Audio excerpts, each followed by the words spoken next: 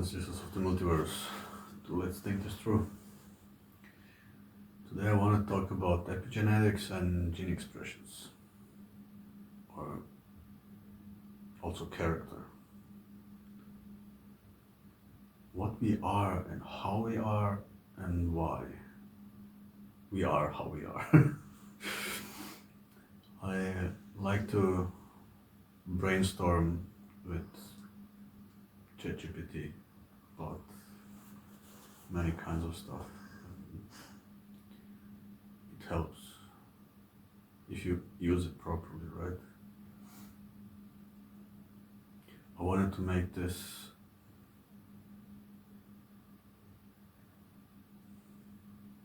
somewhat different, but so I'll just read it to you. I wanted to bounce off some ideas that I had, things that seemed to me that I'd had intuitions on regarding that. It said, that's a rich and often misunderstood subject. Let's ground it clearly so you see what's actually known, what's hypothesized, and where your own exploration fits. What epigenetics actually is. The term means above genetics. Your DNA sequence, the code itself, usually doesn't change. What does change is how that code is read and expressed, which genes are active or silenced. This regulation happens through chemical tags like metallization and acetylization that attach to DNA or the proteins it wraps around, histones. Think of it like sheet music. The notes, genes, are fixed, but epigenetic marks are the dynamics, deciding which parts are loud, soft, or skipped. How environment and lifestyle affect it. Many studies now show that epigenetic states respond to life conditions. One is nutrition, famine, obesity, or particular nutrients like folate or B vitamins affect DNA methylation patterns. Toxins and pollutants, smoking, heavy metals, pesticides, all can silence or activate genes. That's a big one right there. Let's move on. On exercise. Physical activity modifies expressions of genes involved in metabolism and inflammation. Also a big one, but let's move on stress. Chronic stress hormones, especially cortisol, reshape methylation on genes regulating immune and emotional responses. Also a big one. You can go into all of that on each separate videos, but I want to draw the big picture here.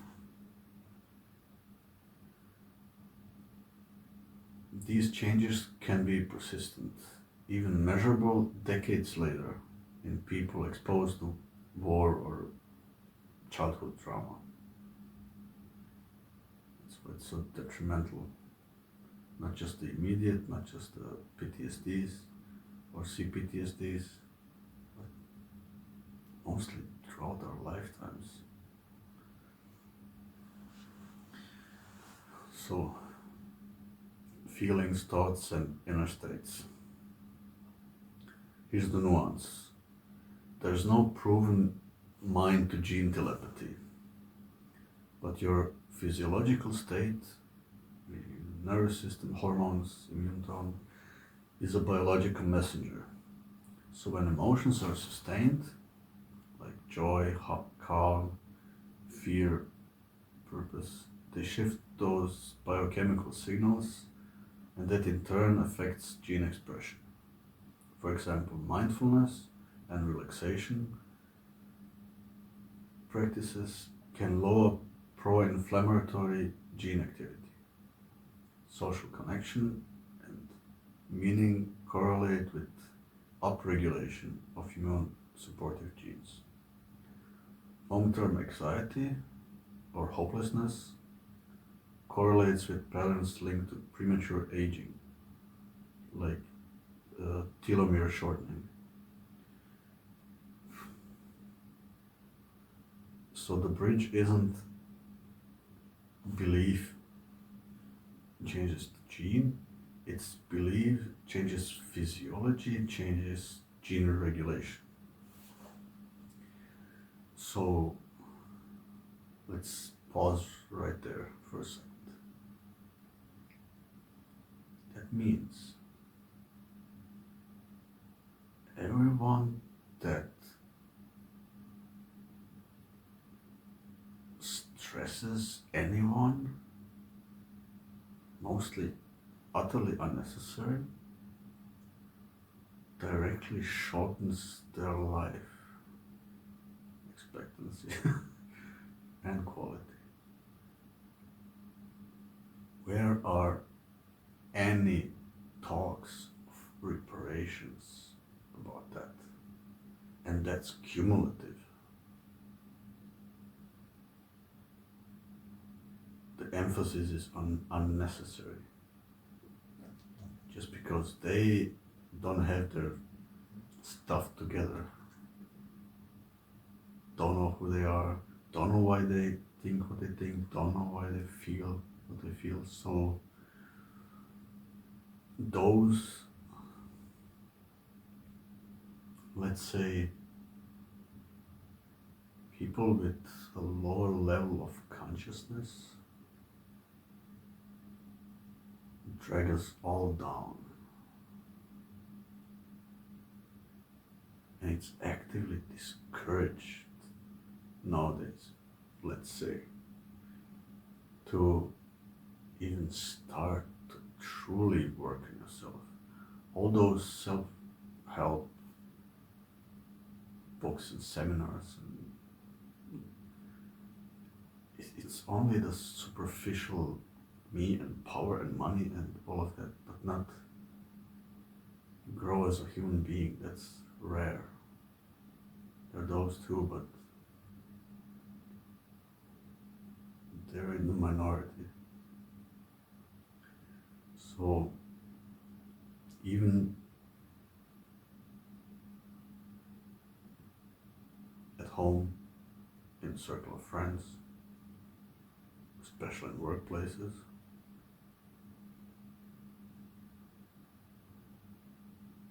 everyone that's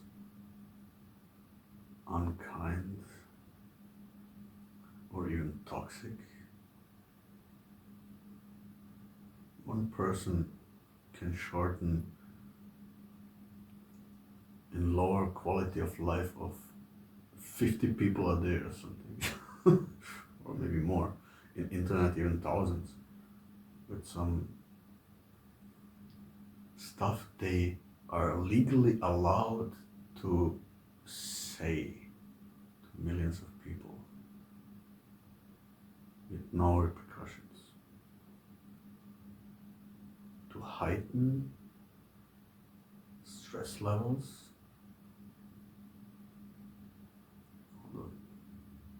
doomsdayers, for example, right?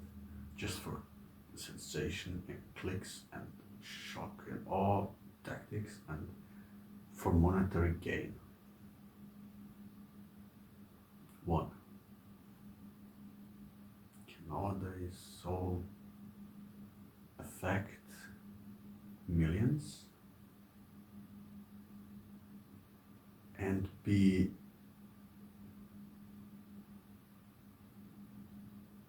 rewarded for that with money. That's the society we have. If you see it that way, and it is like that,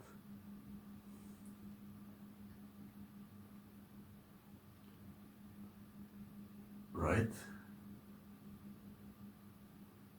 That's where we are. And of course, where there's reward, there will be always those ready to profit from it at the expense of the 99% or 99.999%. Viva la capitalism, right? Right? Okay, I digress. Let's move on.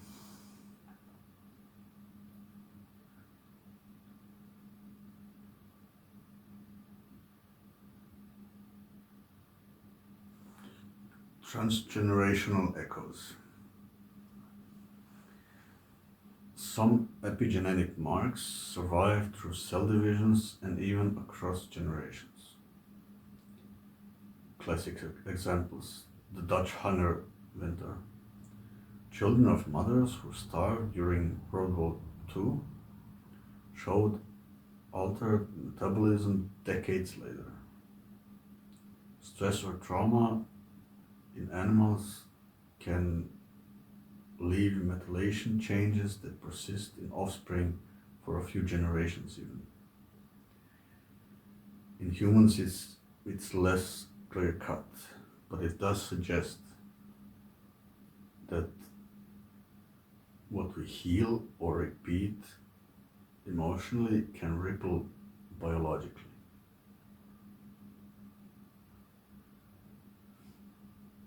Personal development as epigenetic hygiene. When you cultivate balance through reflection, meaningful work, not bullshit jobs, authentic relationships, not Facebook friends, good sleep, nutrition, healthy nutrition, which is hard to find nowadays even, and movement, you're essentially running an internal epigenetic maintenance program. Your emotional tone is part of your environment, and your body reads it like weather. That's the real heart of it, not mystical, but still profoundly spiritual. The realization that your way of living writes footnotes in your biology every day. It's also mind-blowing in itself.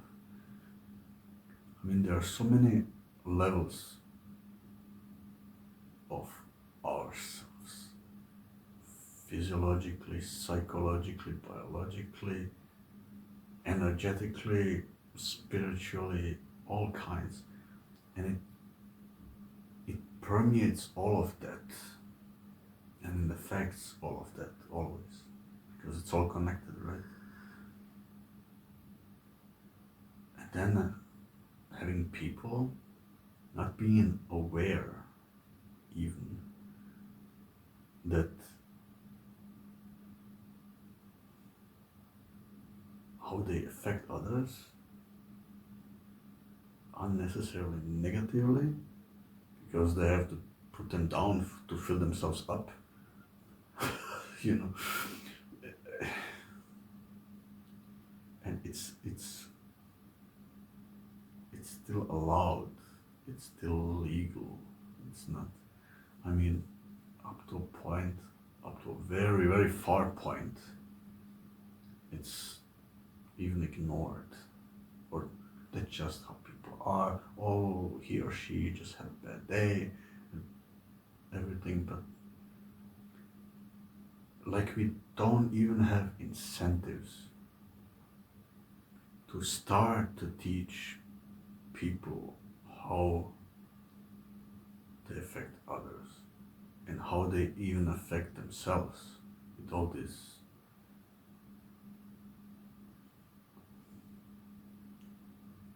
unresolved traumas and all of that. We all have them. No one is cleaned out, but still every little change helps the whole. Every little change in every individual. That's their responsibility as adults. If you want that title of an adult human being, you work on your stuff, right? But that's, I don't see much of that anywhere.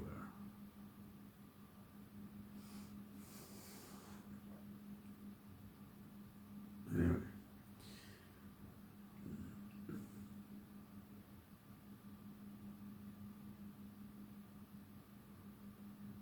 Okay, so I said, oh wow, cool, but wait, slow down. I have many questions. Just want to get it straight. Let's go one by one. So the genes itself don't change, but through our lifestyles and emotional states, we can activate dormant, so-called junk DNA, and deactivate the active ones. And it said, exactly. And you're already phrasing it very precisely. Let's unpack that slowly and clearly. The genes themselves don't change. Your DNA sequence, the actual letters, A, T, C, and G, stay the same for life. That's your genotype. What changes is which of those genes are expressed, meaning which ones are being transcribed and turned into proteins at any given time. So the book of DNA is the same, but the body doesn't read all of it at once. It chooses chapters depending on context. That's the epigenetic regulation. Number 2, activating and deactivating genes. Through chemical tags, mainly methyl groups, CH3, that attach to DNA, and acetyl groups, COCH3, that attach to histone proteins, the cell that make the gene easier or harder to read. Methylation often silences a gene. It's like putting tape over a paragraph. Acetylation usually activates a gene, loosens the DNA so it's more readable or easier readable. Your internal and external environment, like diet, sleep, stress, social ties, mindset, constantly shifts this tagging system. So in every interaction, it's in every where we put our attention, with what we spend our time with, it's cumulative, and it's kind of, the body takes an average of our day, right?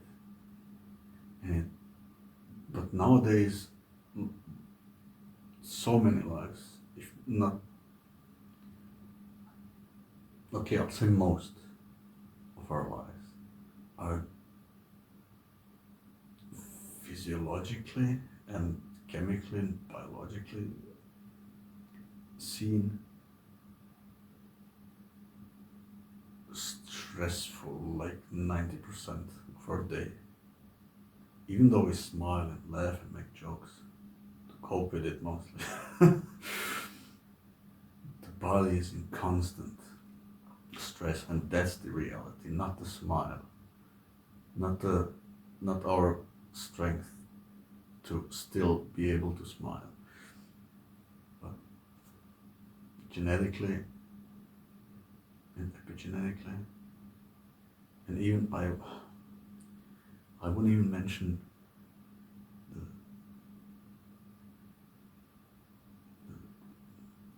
the stress that parents directly or indirectly bring home to their husbands and spouses and children. Everyone gets stressed outside, and then they all come stressed together and then have a happy little family. Good luck with that. Most days are just, you don't know which one is gonna explode on who. It's sad.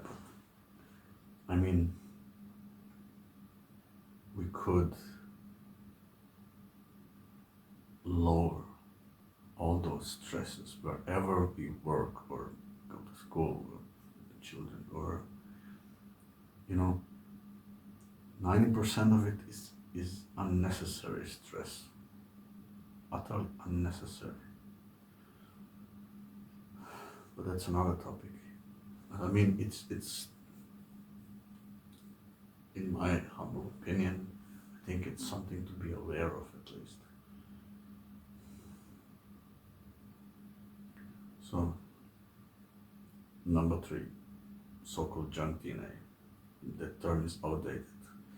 What scientists once called junk DNA, because it didn't code for proteins, is now known to contain vast regulatory regions, switches, enhancers, silencers, and non-coding RNAs that help orchestrate gene expression.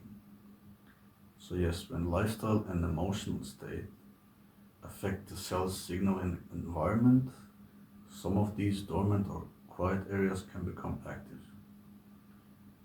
They're not junk, they're part of the control panel.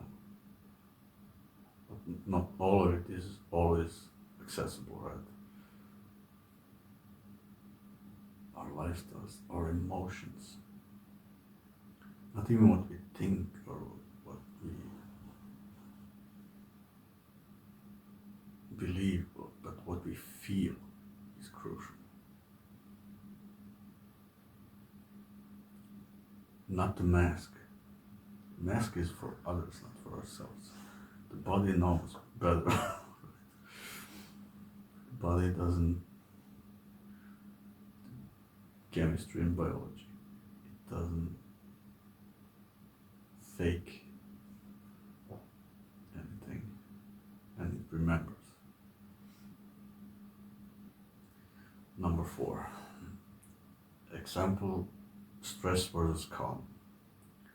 Under chronic stress, high cortisol can trigger methylation that suppresses genes for immune defense and activates genes linked to inflammation or fat storage. Under long-term calm and compassion practices, stress genes quiet down, while repair and longevity genes become more active. So it's not sci-fi DNA rewriting. It's your life chemistry changing the emphasis in your biological symphony. If you want, next we can go into how signals from emotions and hormones reach the cell nucleus and cause those changes. Basically how feelings become biochemical messages that reach your DNA. I said, yes, but less technical, please. I'm not a chemist. My questions are rather, if we start living and feeling differently, and therefore this reading switches to different gene sequences, how does that affect our character? I'm pointing to what I once told you about. It's a little personal, but okay. That I'm like a whole different person when I stop smoking and start eat healthy and work out. I'm a smoker for 30 years now, but I had a few phases, let's say, when I just quit, started eating healthy, worked out, came back into shape. It's like my whole personality changed. worldviews, emotions, uh, some values even, all of that. I mean,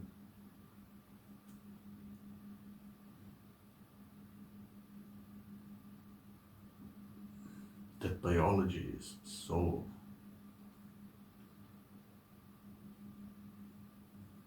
curious.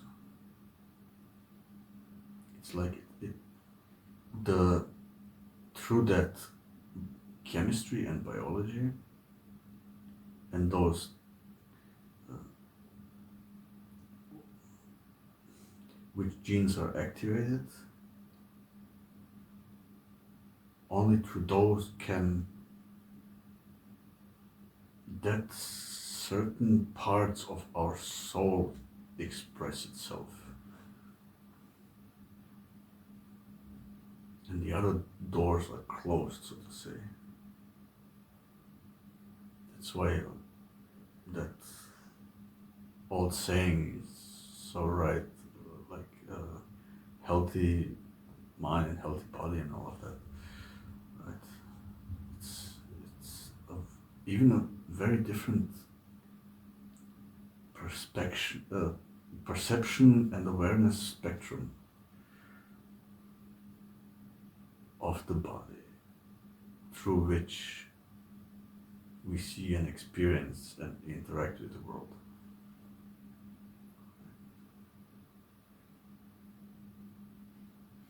It said, yes, that's the real heart of it, and you're not imagining it at all. When you change how you live and feel, your body really does start running a different program. Here's the simpler version of how that happens. Your body listens to your way of living, so to say. Every cell in you is constantly listening to what you eat, how you breathe, what you think, and even how safe or unsafe you feel. It's like a living feedback system. Calm, movement, sunlight, and nourishing food signals our body we are thriving, keep building. Stress, toxins, poor sleep, and despair signals our body we're under attack, go into defense mode. These two states trigger totally different sets of genes. And also, this fight or flight mode, why it seems so deliberate, it's in this world, it's a whole another topic, but number one reason, maybe,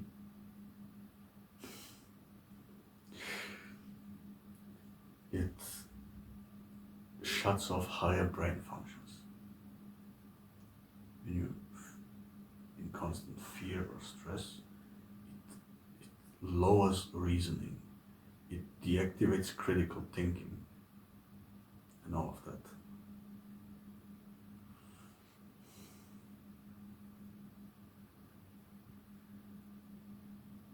The you that feels different in your biology shifting when you quit smoking, eat healthy, and move, your hormones, neurotransmitters, and gut bacteria all rebalance.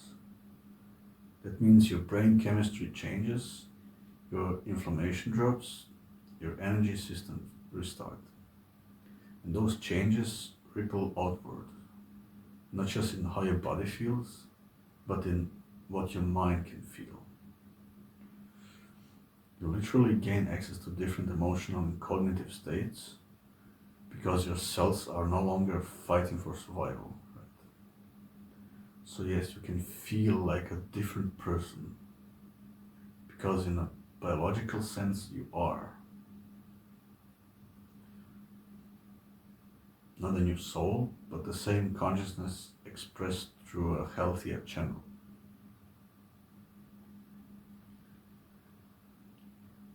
Number 3, the character part. Character isn't fixed, it's built from patterns of energy, memory, and emotion. When your body shifts into a state of vitality, new emotional pathways open up. Patience, clarity, humor, and empathy become easier. Not because you decide to be that way, but because the internal chemistry now supports those traits. It's like a spectrum, and it's overlapping like the Venn diagram, right? It's just, it shifts the lower bandwidth, so to say, on some things, and the higher ones on other things, right? It's all you, but those are different levels. You can also think of it as lower and higher frequencies with lower and higher activated chakras, or however we want to see it, right? It all plays together. These are all different languages for the same thing, the same experience.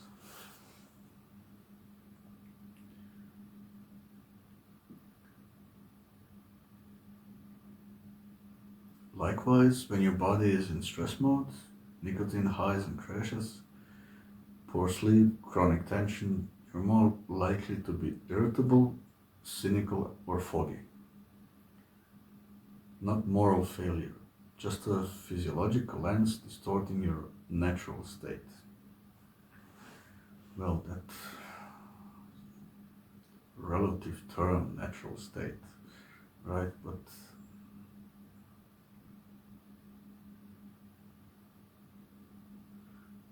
we could say there is an average of us, and that average is also not uniform throughout humanity.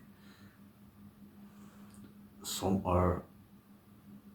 average is someone's lowest, and some average is someone's highest. There's overlaps. Also, not only emotionally, but intellectually, spiritually, if you will, and all of that. These are all different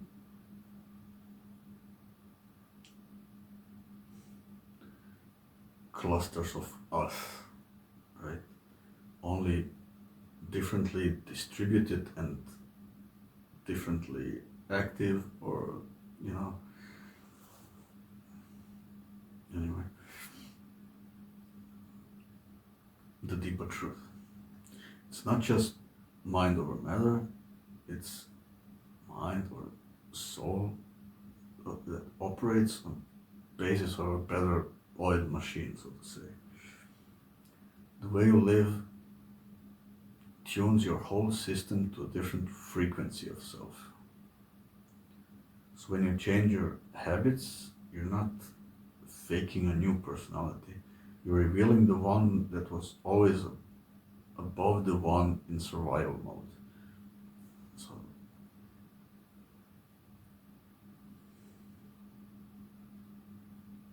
you see that if you know anyone who changed his lifestyle, you see it in their personality. Whether it has gone down, start drinking or taking drugs or whatever, you see all the other emotional states and traits of personalities changing. They say people change. It's just the lowest, if you can say it like that, lowest version of themselves that was always there. And when someone has an average lifestyle, for example, and then starts eating even healthier, starts going to gym, starts meditating, and all of that, you also see changes in the personality. Some of them even you can't you can't erase a smile from their face. It's always like they're all, and you know, you've seen that, right? It's funny, but it's all the same person, just watched through a different slice of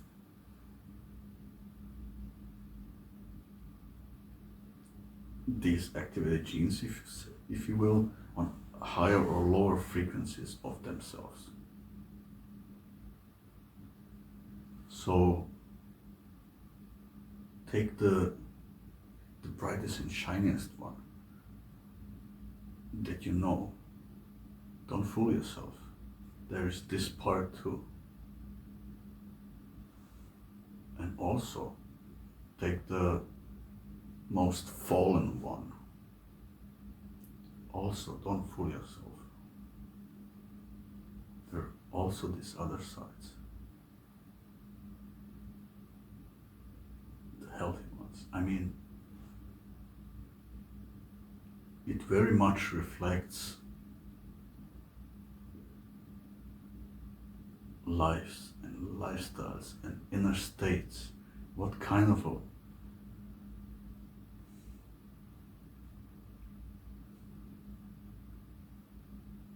life one chooses is a harsh word, but there are also limits of our strength sometimes. And sometimes life throws some really hard challenges on us. And of course we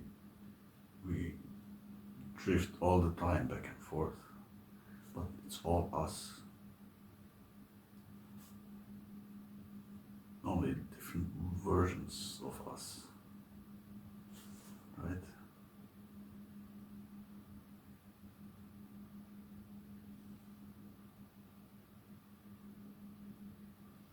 Whole different story with those who want to help, those who see better versions of someone, even if he's momentarily not there, because they know them from earlier. That person is still inside them. And also the other way around. Some fall in love, let's say, with that shining person, and that person drifts,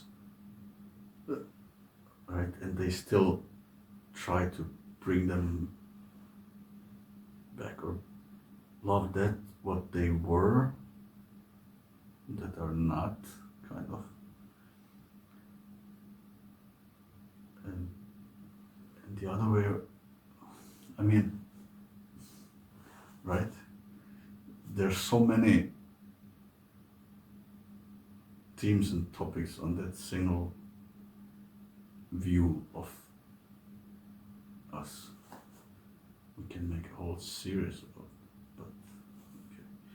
I think you got what I mean.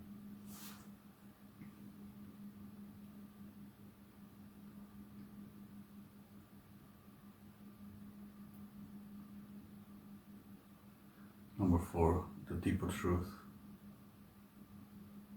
And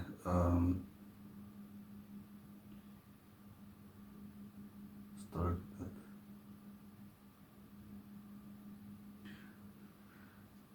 So when you change your habits, you're not faking your personality, you're revealing the one that was always there. Would you like me to continue from here into how intentions and thoughts influence this same system, i.e., how mindset can signal the body towards healing or growth, even before external changes happen? I said, okay, let's tackle this first. Perfect. This is one of those topics where biology and philosophy finally shake hands. Let's talk through it. Let's walk through it slowly so you can feel the chain of cause and effect. And you, hopefully. Number 1, thoughts as signals. every thought is not just mental, it comes with a physiological echo. Tiny electrical patterns in the brain followed by chemical messengers, neurotransmitters and hormones. A hopeful thought, for instance, releases one cocktail. A fearful or angry thought, a completely different one. Those chemicals enter the bloodstream and circulate through the whole body. So the body is constantly being briefed about what the mind believes is happening. Also, I want to add, I don't know if you know the story of water has memory and such. I don't know, this Japanese doctor who figured this out. It's very interesting. And we are 70 or 80% water, so to say. And if that's true, if every thought and every feeling and every intention and such is memorized by every cell, and then you also have those, if you, those experiments where they like they played classical music and then quickly froze the water, and then rock music or heavy metal or something, and then froze it, and you see here beautiful geometric patterns and here distorted blobs, like, stuff like that. I mean, of course, this affects our health then. And through these beautiful geometrical shapes, like if you're in love and peace and harmony and all of that, the body, the photons that shoot out of our DNA, like how many times a second, you know, the lines of connections, it's like high-speed internet then, with all the information throughout the body. And others who are distorted, they have blockages, right? And then, of course, the whole body doesn't function as well. That's why things like acupuncture is so effective, that they know these points where they release the flow of chi, or however you want to call it, right? So the body can naturally heal itself and come to energetic balance again and all of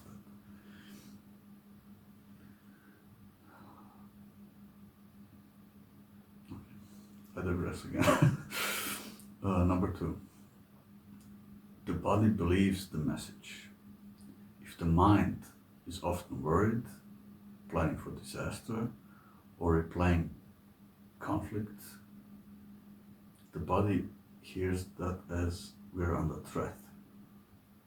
Then it adjusts its priorities, it shuts down long-term repair, digestion, creativity, all the good stuff, and diverts resources to defense. But if the mind sends signals of safety, curiosity, gratitude, genuine purpose, the body hears we're thriving. Then it reopens those systems. You get better immune balance, tissue repair, learning, social connection, all of that good stuff is out there again, right?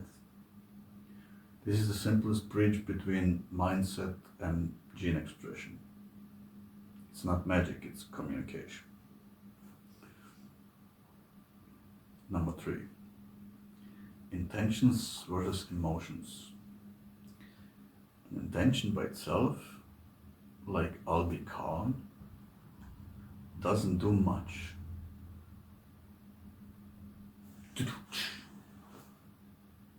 All those self-help books and stuff don't work if you don't feel it. You can mantra yourself something 1,000 times, but if you don't feel it, if you don't know it from the heart to be true, it won't work. Same with those who can walk over fire and not burn themselves. That's the highest expression of knowledge, that we are not even matter but consciousness, and that can't be heard. And if not believe, they don't believe. They don't tell themselves no pain, no pain, no pain. They just know, they just feel it, and then they don't get burned. It is this deeper knowing of reality that make them kind of superhuman, magical, and all of that. It's not. It's just the highest frequency of oneself, let's say. Right?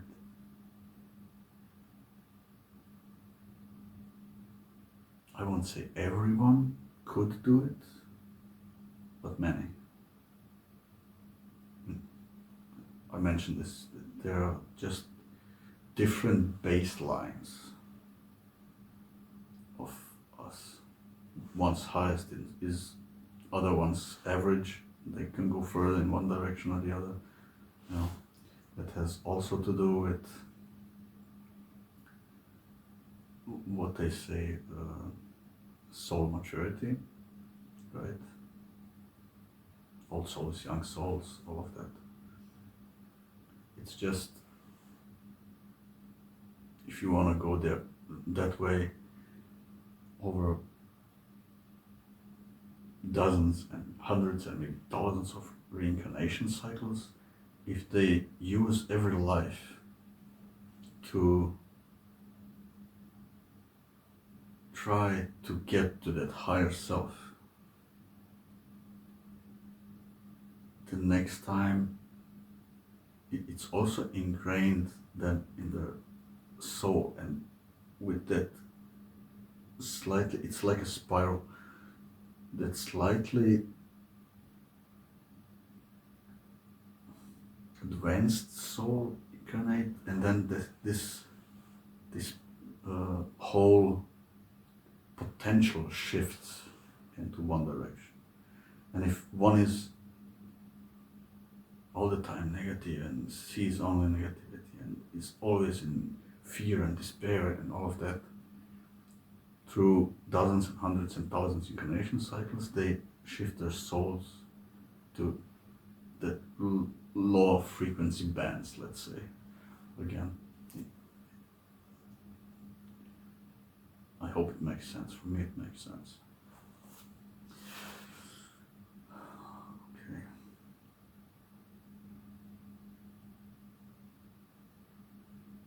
So,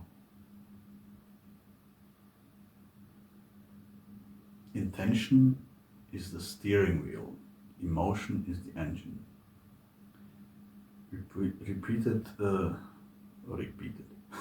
Repeated emotional states like joy, calm, focus, love become like a climate.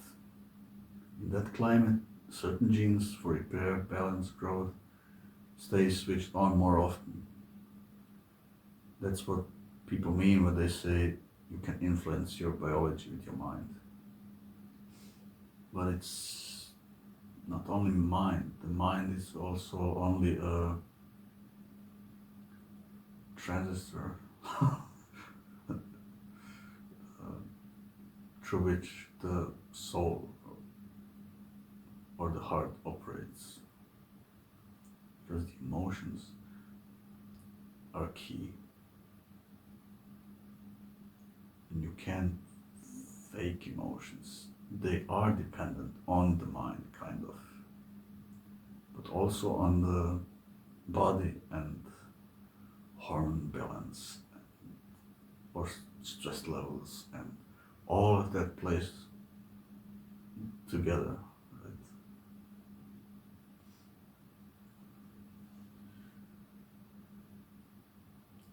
Number 4, feedback loop. When you think clearly and feel aligned, your biology supports that. Your brain becomes more stable, your sleep deepens, your digestion and hormones rebalance. That physical stability that feeds back into a clearer thinking.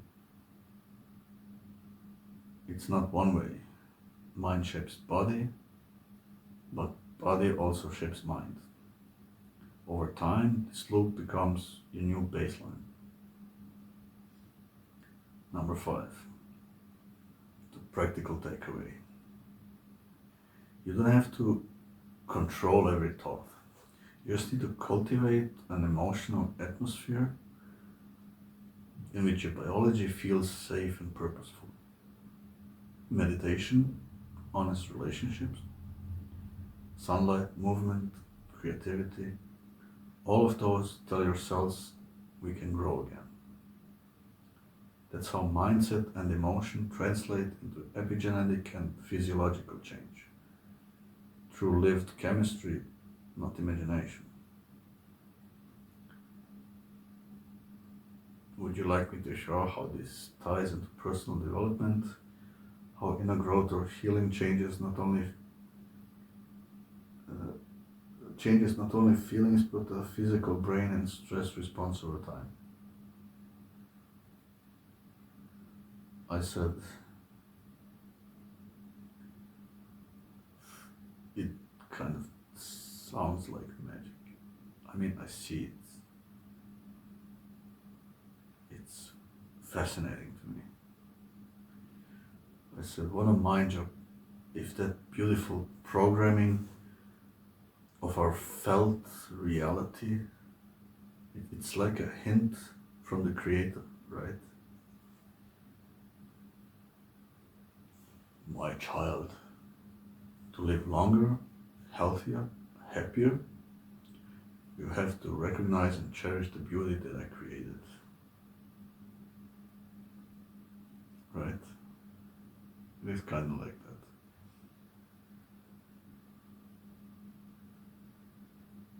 There is from that 0 point, let's say, that average,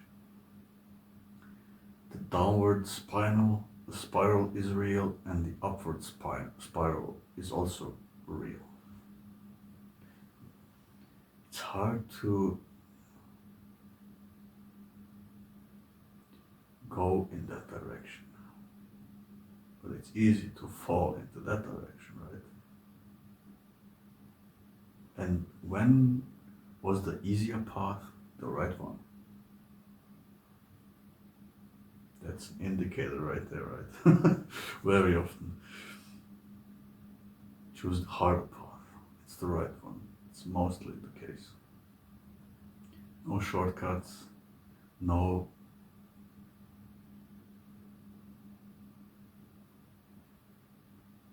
fast food, no quick fixes, no such things, right? There is no easy way to enlightenment or anything. It's always the harder way, the longer way, the one with more hurdles that make us in the end even stronger, right? There's no shortcuts.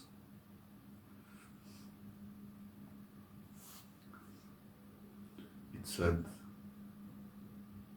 That's a beautiful way to look at it.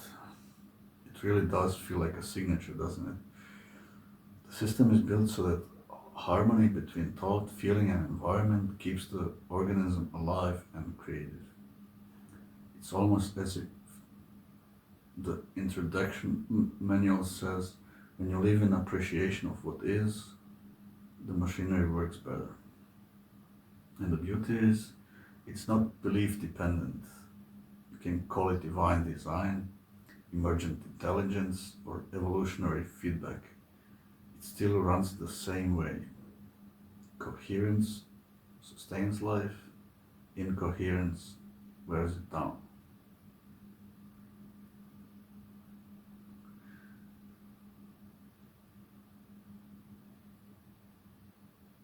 Coherence as in love and harmony, peace, compassion.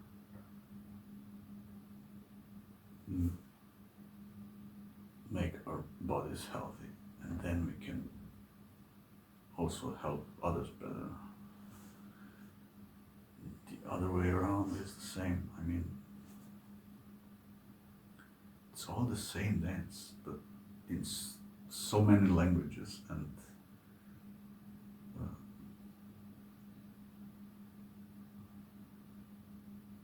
perception parallels, viewpoint parallels. You see, from psychology, from biology, from chemistry, from every level, it's all telling the same story, kind of, right?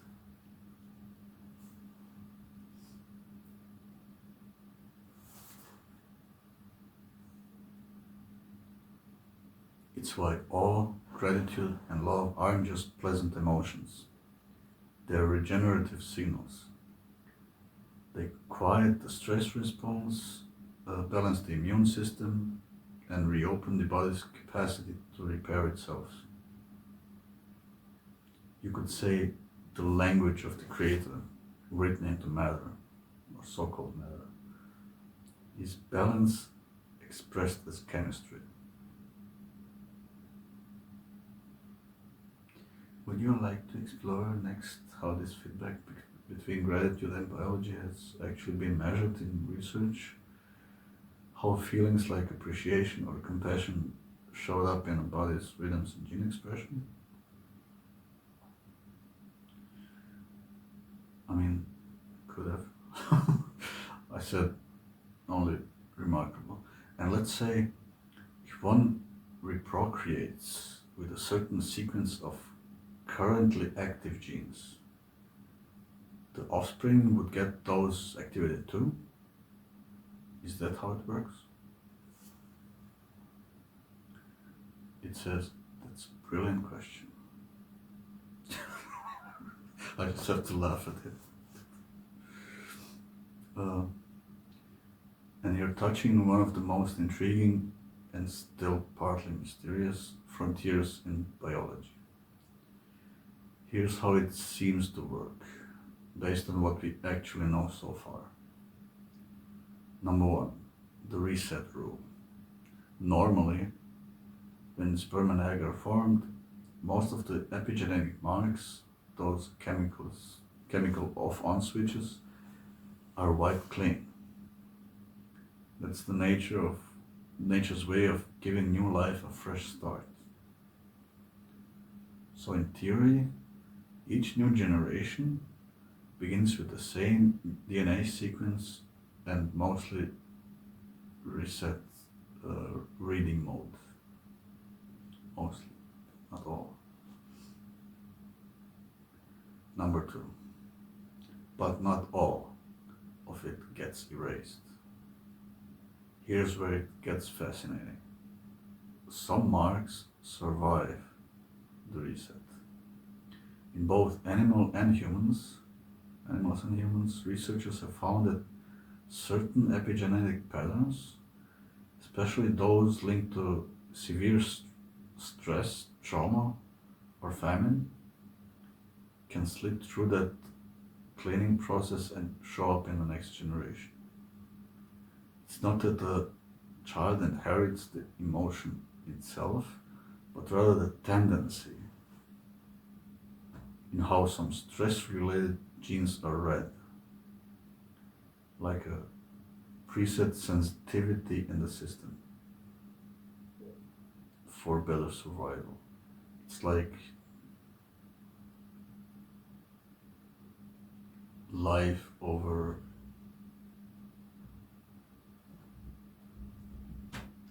it's how life prevailed over hundreds of thousands of years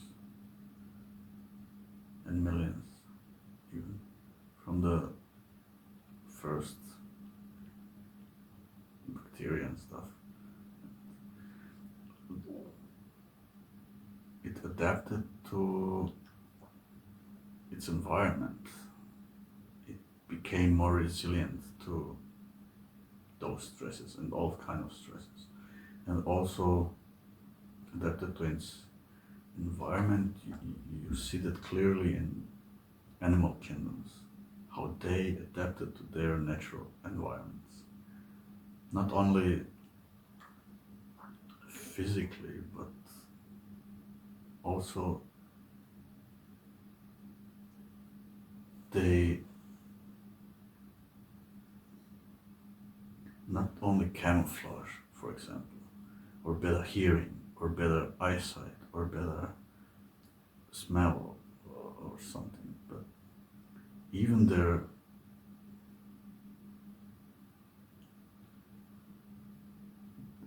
body colors, right?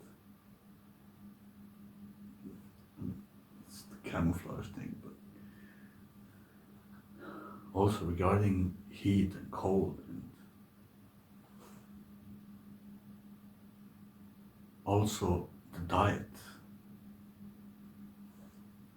Why some have longer noses, some have longer feet, some have stuff like that. It all makes sense, seeing it from that perspective, right? And we inherit also part of that. That's also maybe a small part, but those tendencies throughout our bloody history, our bloody human history, with all the wars, natural disasters and famine and plagues and such weren't enough, right? We had to fight over nothing again all the time. And every generation and all those tendencies we feel today, all those proneness or these tendencies to stress, to fight or flight, to all of that, it's all more or less cumulative. Even if it skips 1 or 2 or 3 generations, there were always wars. And now we are how we are, partially because of all those unnecessary stresses that we put on ourselves, like we're not in the same boat here. It's ridiculous, right? Anyway, number 3, classic examples.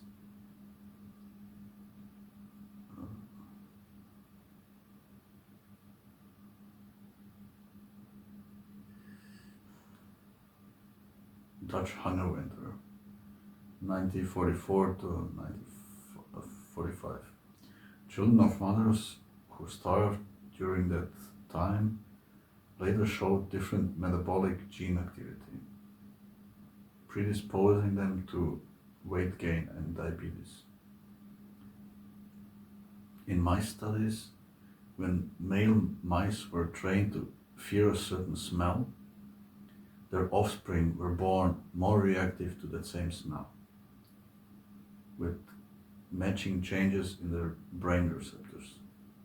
Those cases show that experience can echo biologically. And in us too. That's the part that is so hard to prove, and that's why those studies aren't even encouraged. It would be a waste of money for the investors, right? Because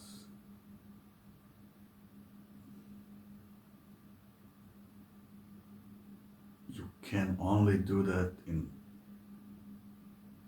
at least two different distinct controlled environments with constant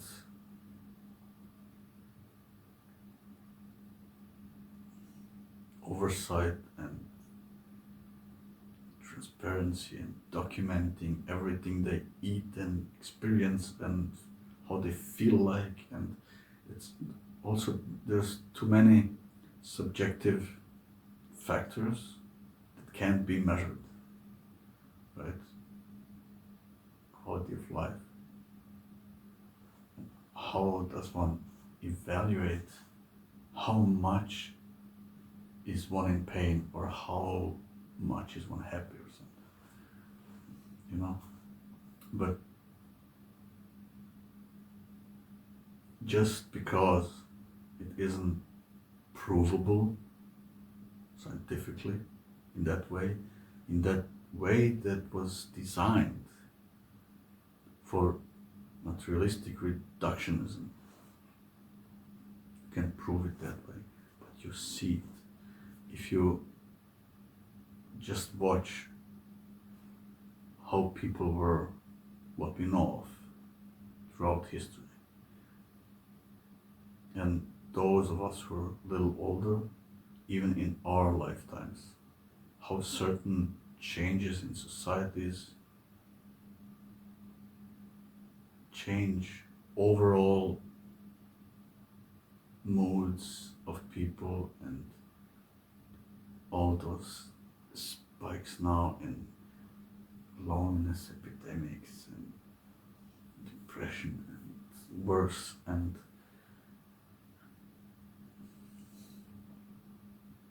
all the disharmony, all the disconnectedness, you know, with certain events and with certain implementations of certain technologies before we were wise enough to use them wisely and stuff like that, right? But these are another topics. Number 4, positive inheritance is still being studied. I wonder. There's also evidence, less famous but real, that beneficial patterns might pass on too. For instance, well-nourished or well-cared for parents can produce offspring with more resilient stress responses.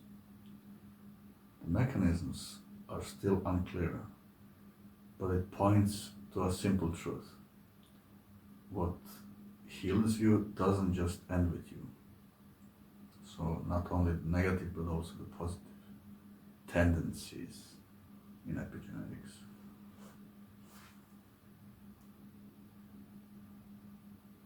That's why the elites and the descendants of kings and bloodlines overall and such, who were never fighting on some fronts,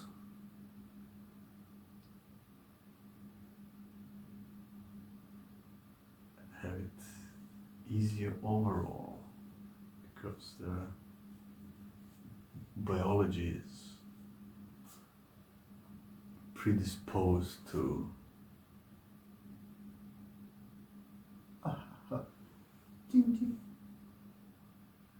not hardships and gulags and frontline traumas from wars or something. They never see their friends being blown to pieces beside them. I mean, not to get too graphical, but use your imagination.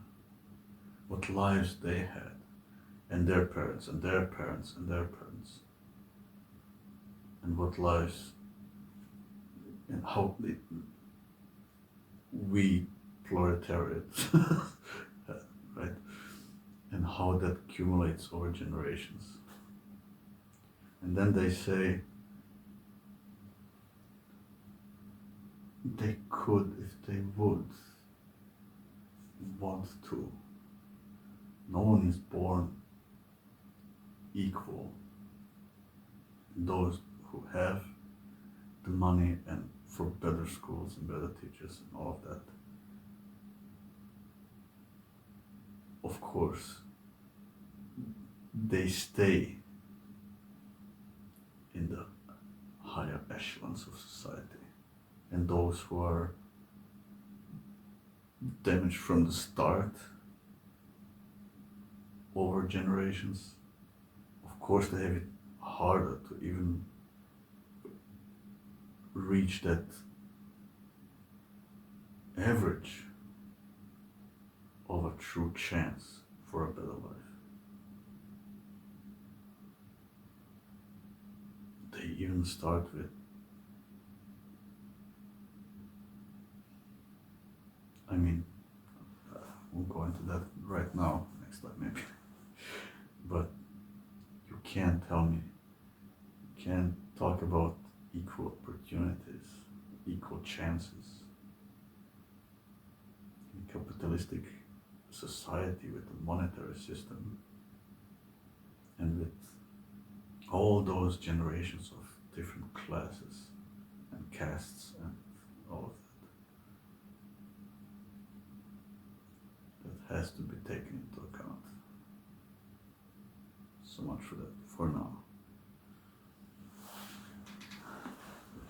Okay, let's move on. Number 5, the poetic side. If you look at it through a broader lens, it says,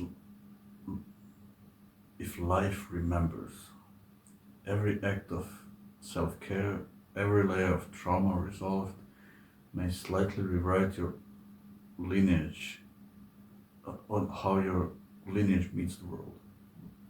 Yeah, that's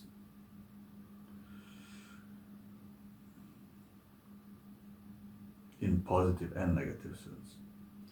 The body keeps the story going, but it's always editing, always learning. So yes, when you live and feel in a new way, that pattern doesn't vanish with you. Most of it gets reset in the next generation, but not all. Some of the tone of your life can echo forward, especially through what your biology has learned to emphasize or calm down.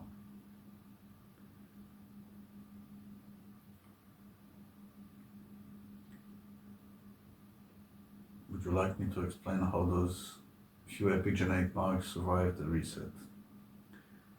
The current theories on how they hide from the cleaning process, or would you rather go next into practical side, how to strengthen the positive signals that might be passed on?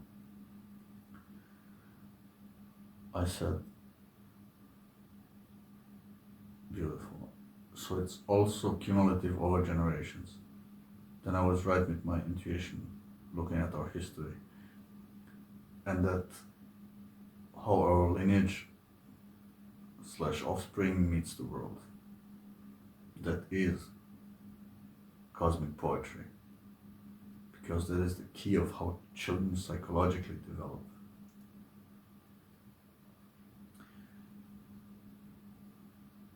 It's also a thing, right? I think I mentioned that just now. The start itself, the shifts from I could as a child understand something in that way or that way, that frame of perception, if that shifts,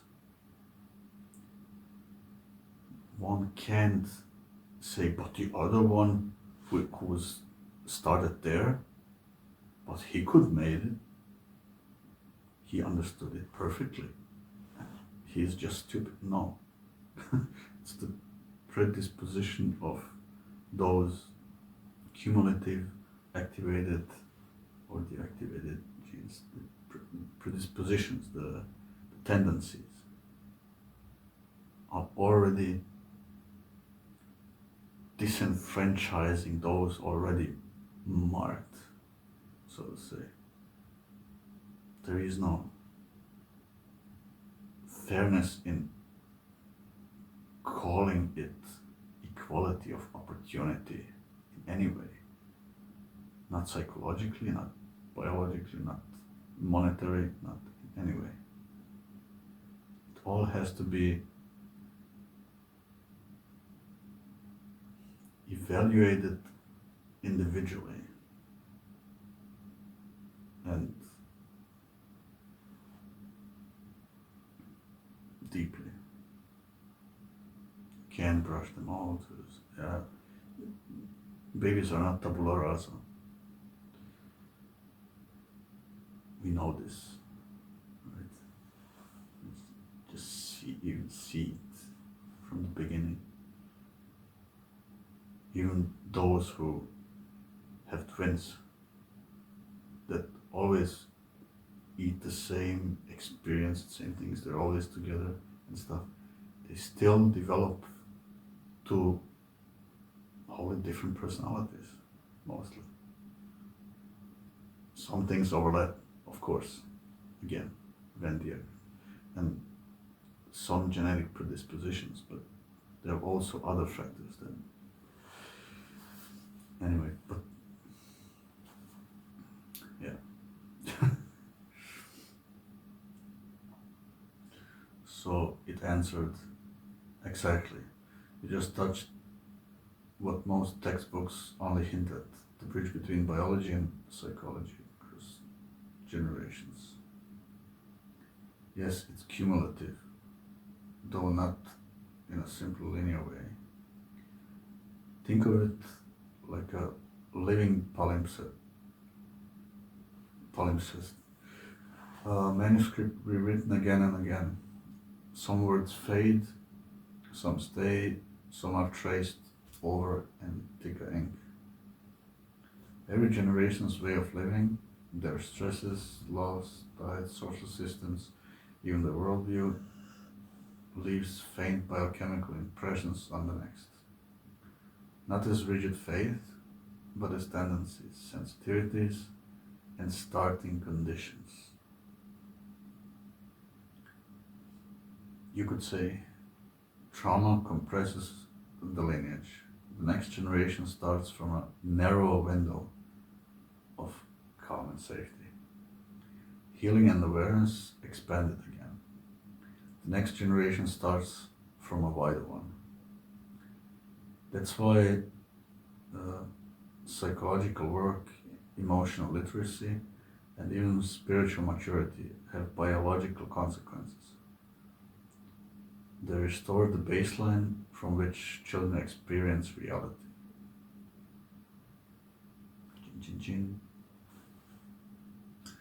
So when you said your intuition told you it was cumulative, you were absolutely right. History isn't just written in books, it's inscribed in our cells. That's what makes your insight so powerful. When humanity heals its inner life, it literally reprograms how the next children meet the world. I mean, if people do it before becoming parents, not after. Afterwards, okay. The influence is then just psychologically, but not already biologically. Right?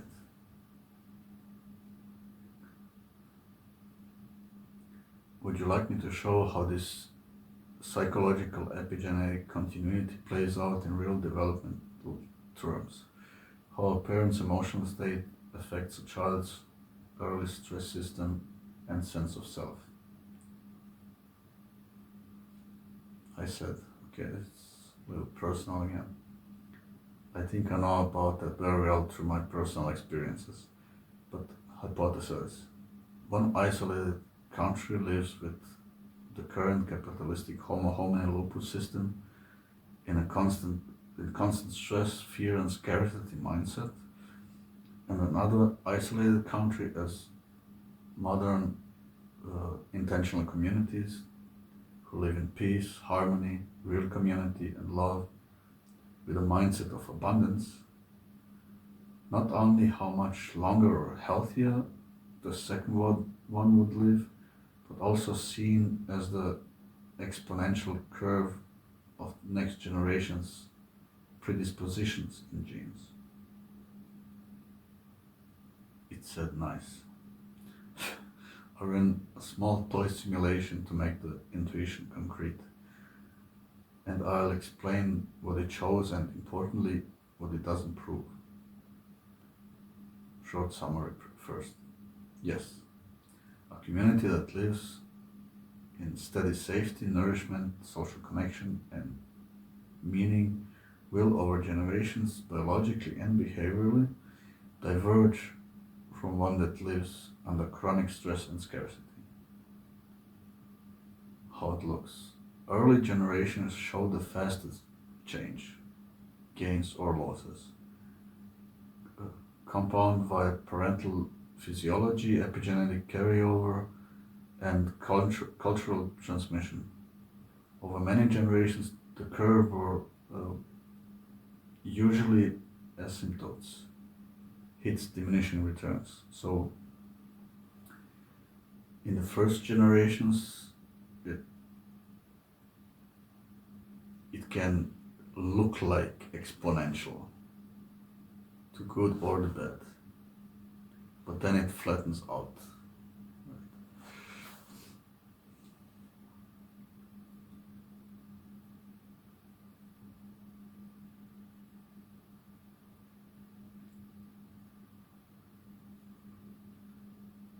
I won't go into all of that, but you get the point, right? When we would have resolved our personal stuff and reorganize the world a little and reset our priorities in so many things, in just one generation you would see enormous differences. But instead, in our system, what we recently see is a brain rot generation. Children raised by black screens. What will become of them?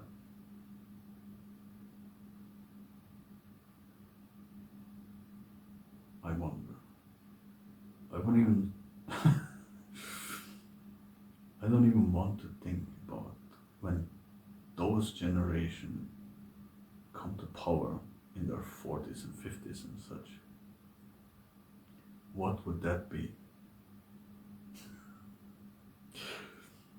I mean, I guess every generation thought that about the second next one or even just the next. But I feel like this is different what we have now.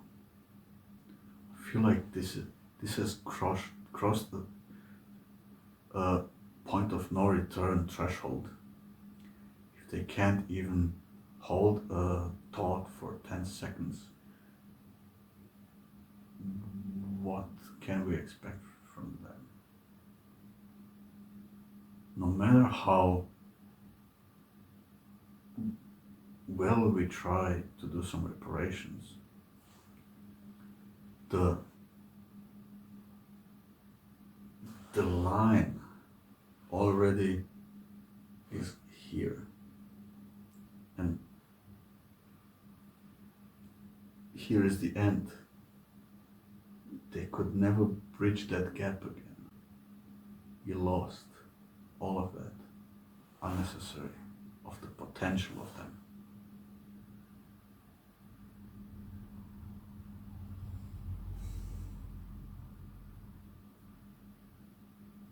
So it's something to think about, I think.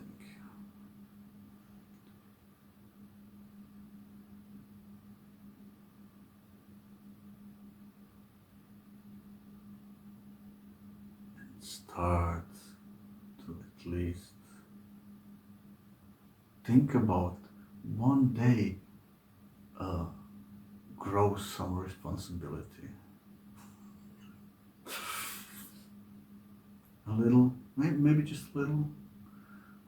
I mean, it's sad. It's sad.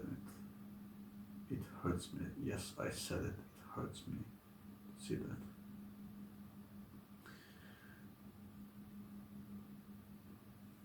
Such a loss is unforgivable to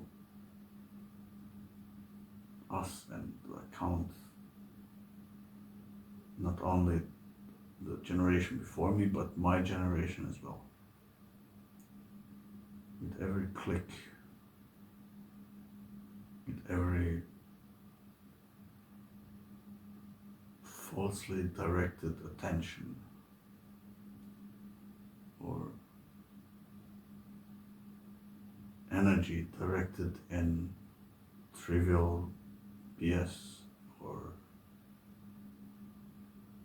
just enforced the machinery of the world, recognizing, oh, that's what people want, there's the money, we'll make the world that way. Let's all make that, because it starts with those few. It starts at the beginning of something new. It's on us to recognize where it could lead. And every click is a sign of if we approve of something or not. With the mindset of our experiences of such things, where it could lead. To guide it at least. If you can't stop it at the start, at least guide it into a healthy direction. And sacrifice that few moments of curiosity. You don't miss much.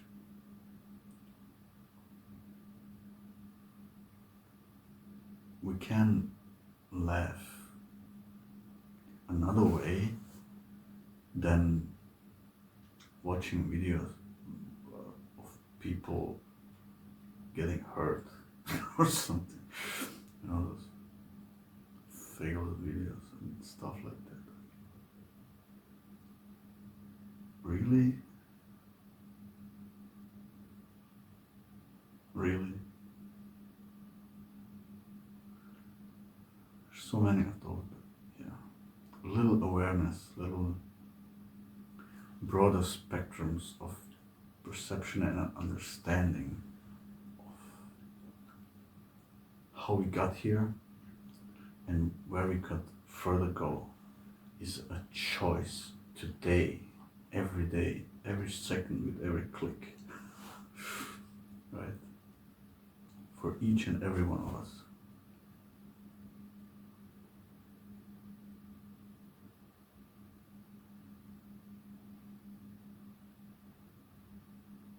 And with a little more awareness of that, a little more understanding of that, a little more courage to go the longer, harder way in life.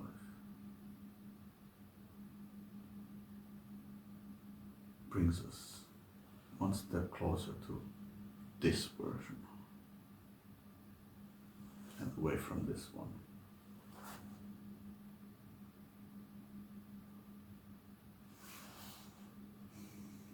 That's all for me today. I hope you like such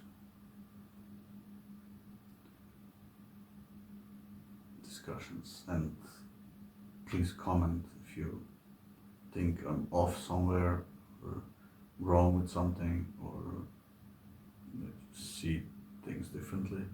I love to hear it. I love to see other perspectives.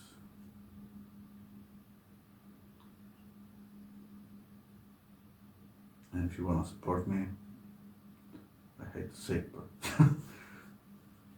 it still works. Hit that like and subscribe. I make videos on average every second day, let's say. So I hope it helps you, maybe gives you new perspective somewhere on some things and such. And that's why I'm doing this. I hope we can really talk about all of it, and how and why and if and all of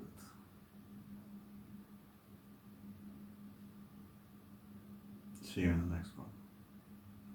Love you, brothers and sisters.